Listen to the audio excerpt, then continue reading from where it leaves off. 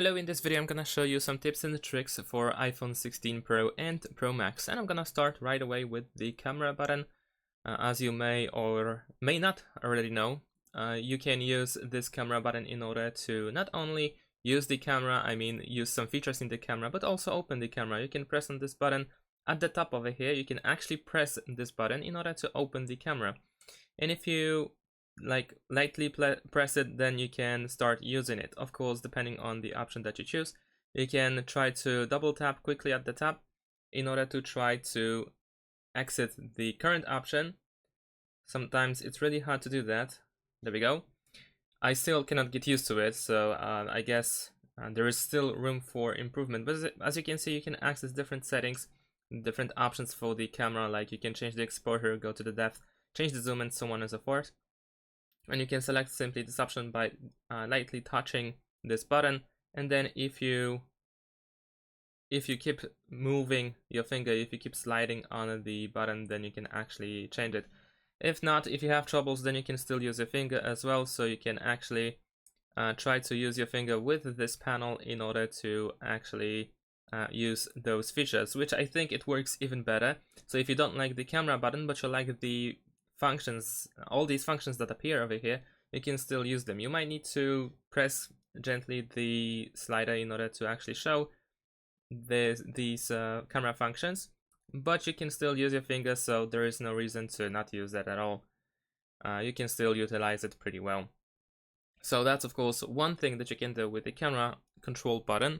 However, you can still go to the settings and adjust the camera control, and in order to find these settings you need to go to accessibility, and over here in accessibility you will find the camera control options over here. Now of course over here you can adjust how strong, let's say, you need to press in order to do something with the camera control. And you can also over here choose the double light press speed, so you can slow it down if you think that you are doing it too slow. But still, there's some options that allow you to customize it. Not only that, because if you are in the main menu of the settings, you can also go to camera, and then over here you have camera control, and you can find additional options here. Now, you can, for instance, decide to launch the camera with double click instead of a single click. And in addition to that, if you prefer to use the camera control button for something else, then you also have this option, because you have 4 options in total. You can of course turn on the camera, you can also use the QR code scanner, you can use the magnifier and disable the control button and not use it at all. And I think that's pretty cool that you still have the option to switch it to something else. Of course, these gestures with sliding are still there. If you turn on the camera, you can still use this button. And I don't think you can actually turn off these features, but still, it's at least we have some options to customize it.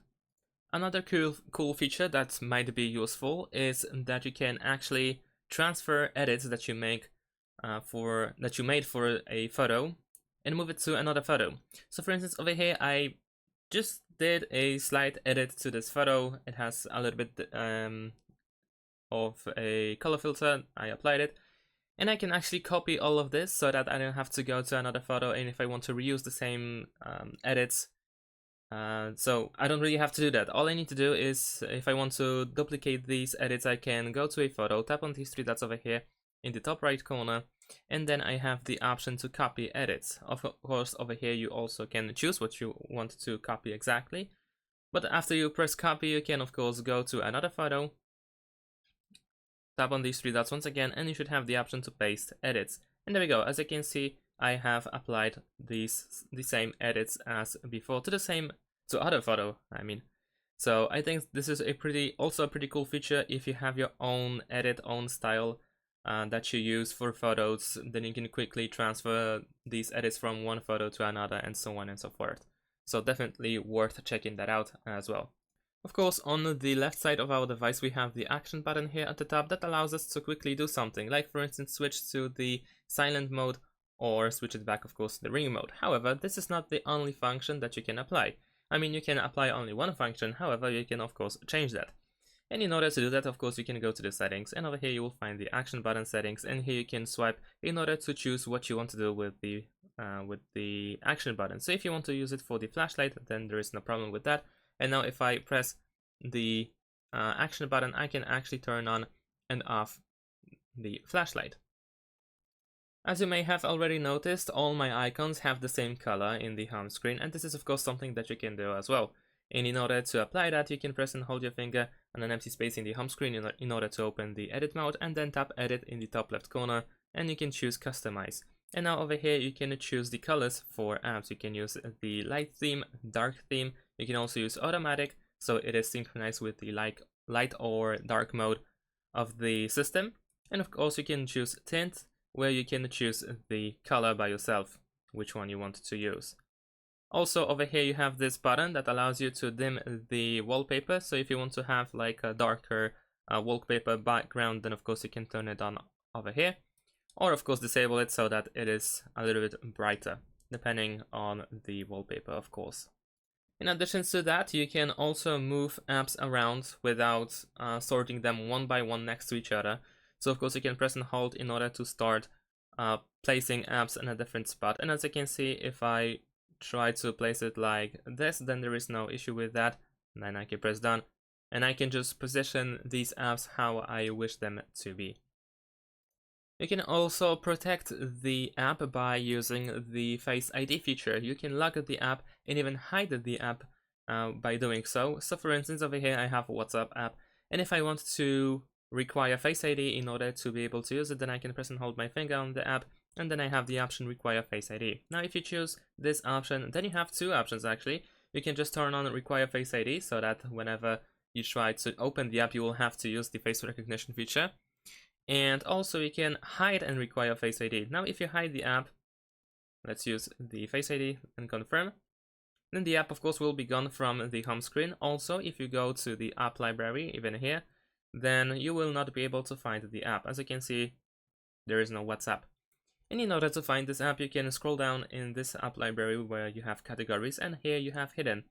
Tap over here, use Face ID, and you have all the hidden apps revealed. Of course, you can revert this by not requiring Face ID anymore. You might also need to use the passcode, of course, but there we go. Now the app is no longer hidden.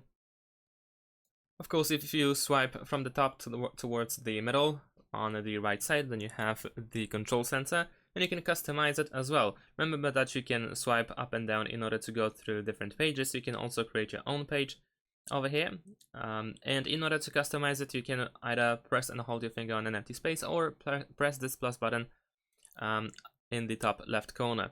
You can reposition some of these buttons so that you have larger buttons essentially, but of course you can also shrink them and use only one slot of space.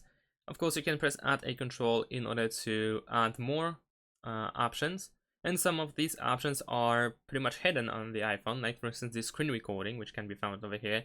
You can have a quick access to scan code, you can have quick access to screen mirroring, to Shazam, and so on and so forth. So lots of options. Of course they are also synchronized with apps, so if there is an app that also adds this feature, then of course the control button, then of course you can find it over here and then add it here. Of course you can also reposition these buttons as well. So if you want to have, for instance, the scanner, I don't know, like here, then of course there is no reason why not you shouldn't do that. As you can see, you can easily change the position. You can also of course revert this later on. However, sometimes there might be an issue with that. Let me go back to the edit mode.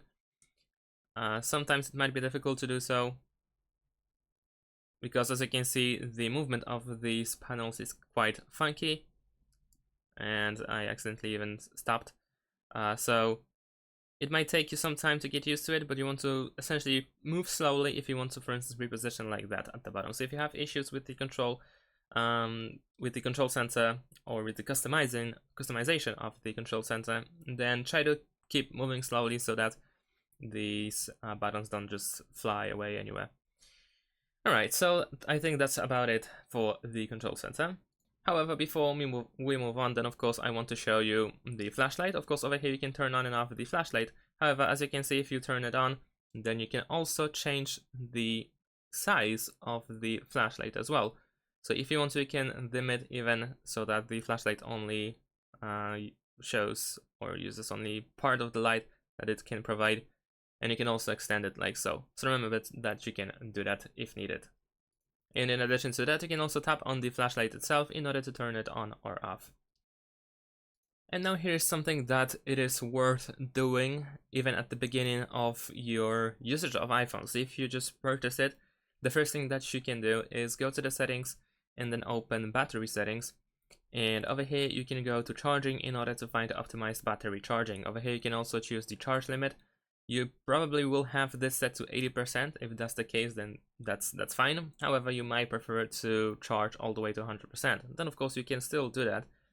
However, it is also recommended to not exceed 80%. That's why we have the optimized battery charging, which allows you to, or I'm just going to read the description for you. When the charge limit is set to 100%, allow iPhone to wait to finish charging past 80% until the time you need to use it. So this pretty much prevents the battery aging. You can preserve battery lifespan by using just this one feature. Of course, there are more tools and options that you can enable or disable in order to prevent battery aging. However, I think this one is definitely the most essential one. And the last thing that I want to show you is the one-handed keyboard. You can go to the settings and open general, and over here if you scroll down you should be able to find keyboard settings, and here you can enable the one-handed keyboard. You can also choose the side, whether it should be on the left or the right side depending which hand you use when you use just one hand. And now if I open the keyboard, as you can see, it is located only on one side. Of course you can press this arrow over here in order to resize the keyboard and use the full width of the screen. But essentially this is how we can use the one-handed mode. So if you are in a situation where you can use only one hand, then of course this is how you can enable this feature. And that's pretty much it. Thanks for watching, leave a like and subscribe to my channel, and see you in my next videos. Bye!